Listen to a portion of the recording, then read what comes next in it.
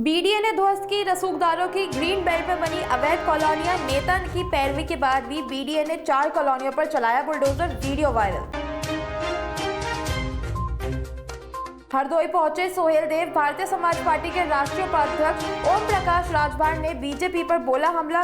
बोले विकास के नाम पर कुछ नहीं किया, एक नंबर की झूठी है बीजेपी सरकार। इतना भ्रष्टाचार में विकास हुआ है कि स्मशान घाट से लाश गांव में गई है।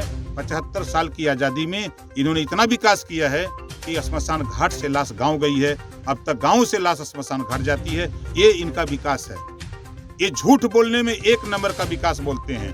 ये भारतीय जनता पार्टी के लोग नारा दिया था समाज को कि हमारी सरकार बना दो, 15-15 लाख देंगे। झूठ बोलने में विकास है। इन्होंने वादा किया था कि हम हर साल 2 करोड़ नौजवानों को रोजगार देंगे। ये झूठ बोलने में एक नंबर है इनका विकास है। इन्होंने कहा था महंगाई कम करेंगे, ये इसमें इनका विकास है। इन्होंने वादा किया था हमारे देश के प्रधानमंत्री जी कि सौगंध मुझे इस मिट्टी की, देश नहीं बिकने दूंगा। इन्होंने विकास किया। देश में रेलवे बेच दिया, बैंक बेच दिया, LIC बेच दिया, BSNL बेच दिया, कोयले की खदान बेच दिया। नारा दिया था माननीय नरेंद्र मोदी जी विकास के लिए कि जो हवाई चप्पल से चलता है उसको हवाई जहाज में चलाऊंगा, और जहाजियों बेच दिया। ये विकास है इनका। योगी आदित्यनाथ ने बयान दिया है। वो उन्होंने कहा है कि पाकिस्तान के जीत का जश्न मनाने वाले लोगों पर देशद्रोह दर्ज किया जाएगा। तो कौन रोक रहा है उनको? तो खुद मालिक हैं। तो कोई रोक तो नहीं न रहा है। ओम प्रकाश राजभर हो, चाहे अखिलेश जी हो, चाहे मायावती जी हो, चाहे सोनिया जी हो, कोई मना तो नहीं कर रहा है। आप कानूनी कार्रवाई करो। ये खाली टीवी में, अखबार में बोलते हैं, खाली हिंदू मुसलमान एंगल देखते हैं।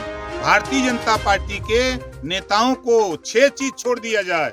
हिंदू मुसलमान, भारत पाकिस्तान, मंदिर मस्जिद, इनके पास कोई मुद्दा नहीं है। विकास को तो ही मार दिए कान्हपुर में।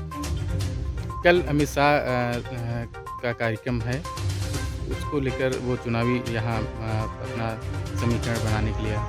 अभी आपने देखा कि हमारे देश के गृह मंत्री जी हैं, इन्होंने एक बयान दिया है अभी 6 दिन पहले कि प्रदेश के गरीब अशिक्षित लोग देश पर बोझ हैं। हम तो माननीय गृह मंत्री जी से कह रहा हूँ, यही अशिक्षित और गरीब लोग तेरी सरकार बनाए हैं। आप देश की सत्ता पे हो, इनके विषय में तुम अगर इस तरह की भाषा बोलते हो तो दोबारा इनके बीच में वोट मांगने मत जाना। अगर इनके बीच में जाते हो तो पहले इनकी शिक्षा की व्यवस्था करो। आज पूरा प्रदेश बिजली के बिल से त्राहिमाम कर रहा है।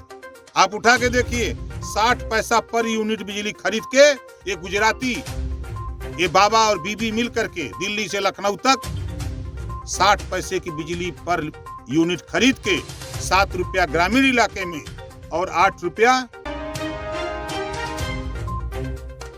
अलीगढ़ में भाजपा नेता की कार समेत लापता चालक का शव नहर के किनारे झाड़ियों में मिला। 1 दिन से गुमशुदा था चालक। पुलिस ने शव को कब्जे में लेकर पोस्टमार्टम के लिए भेजा। बोधपाल सिंह, गांव सिरसा। ये मेरा ड्राइवर धीरी सिंह गाड़ी को लेके चला गया था, इको स्पोर्ट। ये घटना है 26 की शाम को उसका फोन आया मेरे भतीजे पे, धर्मवीर पे, कि मैं गाड़ी को लेके अभी 5 मिनट में घर पे आ रहा हूँ। लेकिन वो रात तक नहीं आया। कल सुबह तलाश किया, तलाश के बाद गुमशुदगी की रिपोर्ट लिखाई थाना कर्रा में। उसके बाद उसकी डेड बॉडी पाली थाने के सीसई गांव के जंगलों में मिली है। बॉडी मिली है 1 बजे 27 तारीख आज दिन रात्रि में। आज 28 तारीख दिन में 1 बजे। बरेली पहुंचे समाजवादी पार्टी के राष्ट्रीय उपाध्यक्ष किरण में नंदा। कहा सपा के विकास कार्यों को बीजेपी ने अपना बताया, विधानसभा चुनाव में देना होगा जवाब। अलीगढ़ के जिला मुख्यालय शिक्षक संघ के कर्मचारियों ने किया धरना प्रदर्शन। कहा पुरानी पेंशन व्यवस्था को करना होगा बहाल। क्या नाम है आपका? संजीव कुमार। कहाँ रहते हो? मलखान सिंह। ये मलखान सिंह में हड़ताल पर क्यों है आज? हमारे कर्मचारी संवर्ग को 4 सितंबर को पिछले 4 महीने से पेटी ढोने की मजदूरी के काम पे लगाया जा रहा है और तीसरी मंजिल से हमारे बुजुर्ग भी हैं, वो पेटियाँ लेके आ रहे हैं। और CM साहब ने ये कह के लगाया था कि केवल इस हफ्ते झेल लीजिए, मैं फिर उसके बाद सिस्टम सही कर दूंगा, और आज तक नहीं हो पाया। इसके विरोध में हम आज सभी लोग धरना प्रदर्शन पे हैं। इसके साथ साथ एक जो 25% की घोषणा डीए जो हमें देने की सरकार ने कहा था, वो अंडर CO में भी दी जा चुकी है, DDU दीनदयाल संयुक्त चिकित्सालय में भी दी जा चुकी है, और हमारे MLG जो हॉस्पिटल है, महिला जिला चिकित्सालय हॉस्पिटल है, वहाँ भी दी जा चुकी है। लेकिन हमारे जो CM साहब है, हम हमारे पूरे संवर्ग क्या पूरे कर्मचारियों के लिए उनके पास कोई भी बजट नहीं है। तो सफाई कर्मचारियों को बिल्डा बना दिया है। सफाई कर्मचारी से मतलब नहीं है, समस्त 4th क्लास संवर्ग, समस्त 4th क्लास संवर्ग को जो है तो सभी को बेलदार बनाया गया है। बिल्डा बनाया गया है ना। तो आप धरने पर इसीलिए बैठे हो? जी हाँ, आज ये धरना अनिश्चितकालीन है। या तो CM साहब हमारी बात माने, वरना हम रोजाना इसी तरीके से बैठेंगे।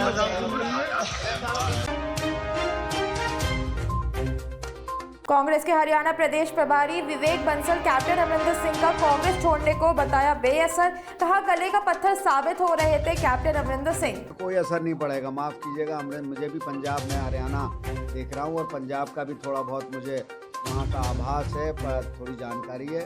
उनके आने और पार्टी के उन्हीं की तो जो जिस तरीके से वो पार्टी के लिए एक गले में जो पत्थर होते हैं ना, वो थे साबित हो रहे थे। और अच्छा है उनसे पीछा छूटा, और वो तो वक्त बताएगा कि उनका क्या प्रभाव है, और पार्टी का ये निर्णय, और वो जो राजनीतिक, उन्हें पार्टी ने 2 बार मुख्यमंत्री बनाया है, उनकी पत्नी को केंद्रीय मंत्री बनाया है, सांसद, और उनको अगर ज़रा सा अगर उस पद से पदमुक्त कर दिया गया, तो ये उनकी निष्ठा दिखाती है, ये उनकी स्थिरता दिखाती है, ये उनकी महत्वाकांक्षा दिखाती है कि 80 वर्ष के बाद भी जो व्यक्ति पद की लोलुपता में से परिपूर्ण हो, तो उस व्यक्ति के बारे में क्या कहा जाए, और उस व्यक्ति की जो वफादारी पार्टी के प्रति क्या है, वो पूरी सब तरीके से वो उजागर होती है।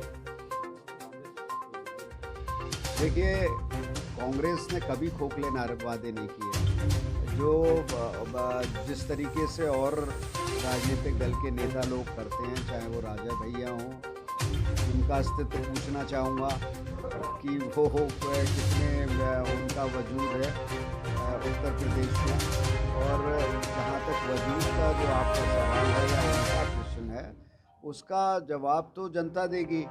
और बिल्कुल विश्वास है, जिस तरीके से इस यात्रा को जगह जगह जहाँ जहाँ जा रही है यात्रा, जो समर्थन जनता को मिल रहा है, जनता इन सब बातों को लेके बहुत प्रभावित है। देखिए, जो हमारी विचारधारा से जिसका मेल है, हम हर उस वर्ग का, हर उस सोच का स्वागत करते हैं। और शिवपाल यादव जी ज़मीन से जुड़े हुए नेता हैं, उन्होंने समाजवादी पार्टी खड़ी की थी, तो ऐसे संघर्षशील व्यक्ति का बिल्कुल स्वागत करेंगे।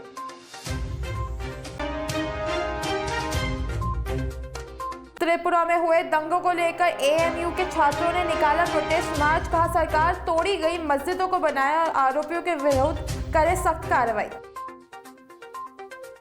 वो बंद होनी चाहिए, जो प्रॉपर्टी को नुकसान पहुंचाया गया उसका मुआवजा देना चाहिए। साथ ही जिन लोगों ने ये हरकत की है, जिन लोगों ने भड़काऊ भाषण दिए हैं, प्रॉफिट मोहम्मद सल्लल्लाहु अलैहि वसल्लम की शान में गुस्ताखी की है, उन पर ऐसी सज़ा होनी चाहिए कि एक एग्जाम्पल जो है वो सेट हो जाए, आगे कोई इस तरह की हरकत ना करे। हमारा कहना ये है कि बांग्लादेश में माइनॉरिटीज़ पर जो हिंसा हुई थी, हिंसा कभी भी हिंसा का जो है वो जवाज़ नहीं हो सकती।